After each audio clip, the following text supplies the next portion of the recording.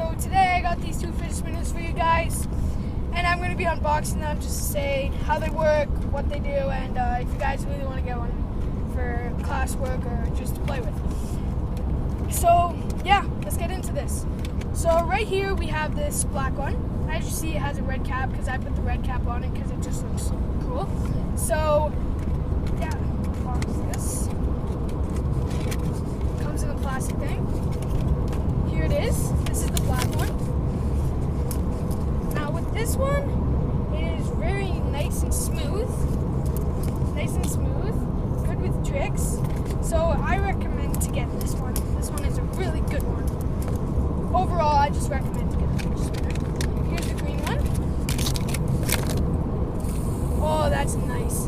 It might make a little bit of noise, as you guys can hear, but overall it's good.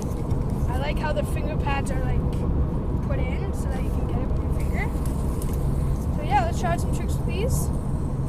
Oh, sorry if I won that. Try out. Oh, that's pretty nice. I like the finger pads. So overall, there's some pretty cool fidget spinners. I recommend to get one if you have like OCD or you have trouble fidgeting glass like I do, like just with pens or something like that. So yeah, I recommend getting one. They're really fun.